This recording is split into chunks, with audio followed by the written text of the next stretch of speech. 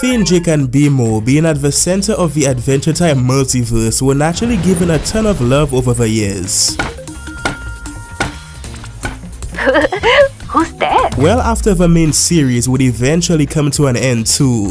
She did it! Yeah, Betty! Woo!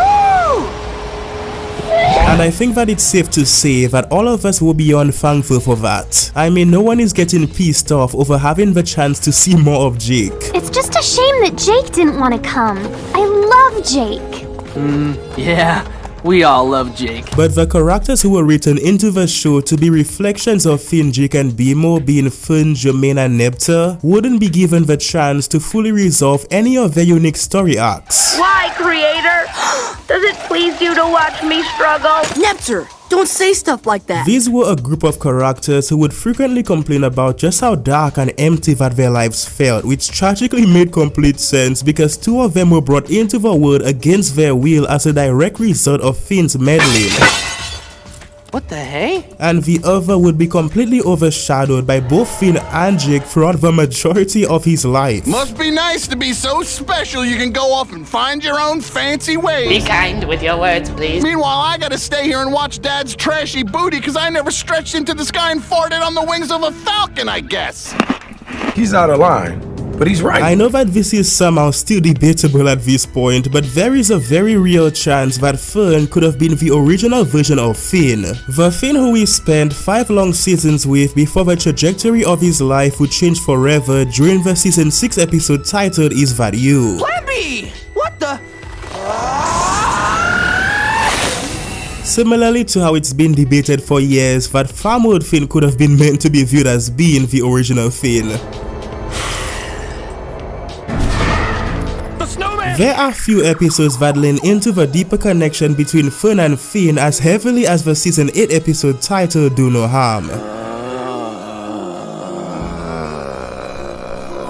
The episode intriguingly opens with Finn and Fern struggling to wake themselves up after the traumatic events that went down less than a day prior. You're in the house and you're made out of glass and you're breaking my china and I'm scared. What? When Jake, choosing to play therapist in Finn's life again, manages to help our boy come to terms with the reason for why he was feeling as crummy as he was about the reality of his current situation. Is it? Cause you crushed every bone in Susan's body and put her in the hospital? Susan! After deciding to visit Fern on the roof, Jake would drop some light foreshadowing about the guy's future. He's not becoming part of the tree or something mythological like that, is he?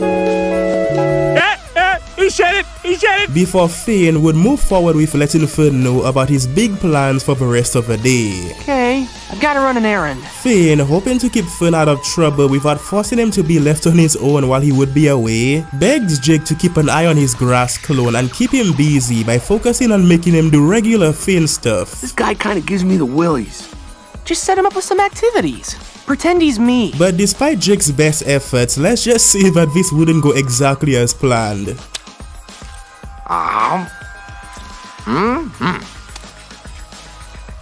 Later on, Dr. Princess, tired of being taken for granted by constantly being tasked to work double shifts, I'll do anything to help Susan.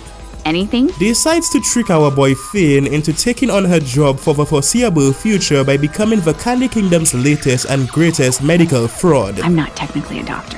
I don't even have a medical degree. Now, what's especially interesting about this episode is the fact that when Jake would decide to ask Fern if he had an evil place in mind that he might have wanted to smash, the guy would actually come up with a plan of convincing Jake that raiding the cursed mountain hidden away deep within the grasslands where he was born, might I add, would have been for the best. This was basically Fern just flat out admitting to Jake that he believed the creator of the grass sword, also known as the Grassy Wizard, also known as his father, was an irredeemable monster, because he kind of was.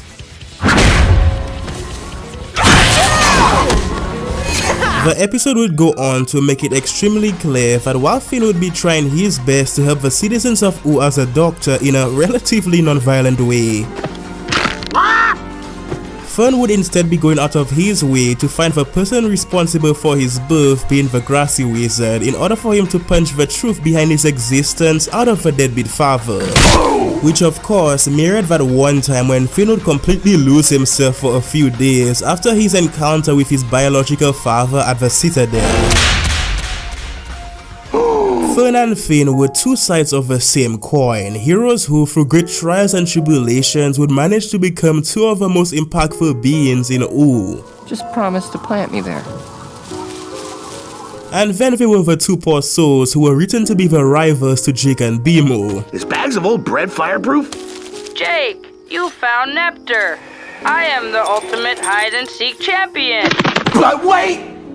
There's more! Ha ha ha ha ha ha ha ha. Plops, we forgot about the game. You what? Neptr was hastily put together by our boy Finn in order for him to get back at Jake for ruthlessly pranking him during the season 1 episode titled What Is Life? Butter prank! And because of Finn's incredibly poor craftsmanship, And my oven lamp is cold. our boy would come up with the daring plan of traveling to the Ice Kingdom in hopes of finding a way to trick Ice King into sharing his massive levels of untapped power with Neptr. Oh yeah, that's what we wanted to happen. Now, the single saddest aspect of Neptr's existence is without a doubt the concept of him being brought into the world solely to fulfill Finn's own selfish desires. I'm troubled, creator. Troubled by a sudden urge to collect princesses. We don't do that here. And on top of that, he was forced to be cursed with sharing some of Ice King's deepest and darkest desires. Neptr is acting different. As opposed to BMO, who of course would be created by Mo to be able to live his life in the way that he chose to. BMO and Neptr, being made by the creators for these two completely different purposes, tragically gets brought to the surface during the season 4 episode titled BMO Noir. BMO! Where's BMO? During the episode, our boy Neptr, being his playful self, would let BMO know that he wished that the two of them would be able to find the time to hang out with each other more in the future, mainly because of the fact that they were both sentient robots, leading BMO to rejecting the idea altogether in one of the most devastating scenes on the show. We should hang out more. We're both robots. No, Neptr. I am not like you.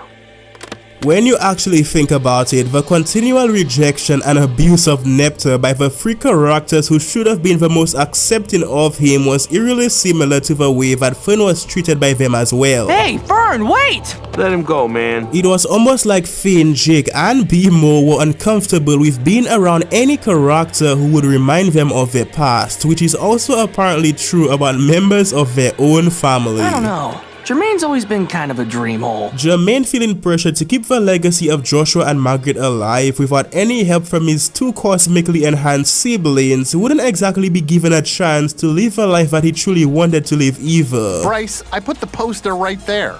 You're still mad about that? Not for an extremely long time at least. Dude, you can't live like this. Yeah, you got a plan B for Bryce or what? During the season 6 episode fittingly titled Jermaine, Finn and Jake would express their not so nice thoughts about their long lost brother, before coming up with the idea to visit Jermaine anyway in order for the three of them to reconnect with each other while we were all still alive. It's revealed that Jermaine held on to a ton of resentment towards Finn and Jake because of the fact that both of them were born to be special in their own unique ways, while he would be forced to live up to his family's legacy even though he was born as a regular dog. I'm sick of being daddy's watchdog. While Fern would get a somewhat respectable send-off on his own terms, I still kind of wish that he could have gotten the chance to actually talk to Neptr and Jermaine before his passing, because they were probably the only two characters in OO who were able to truly understand what it felt like to be treated like a reject.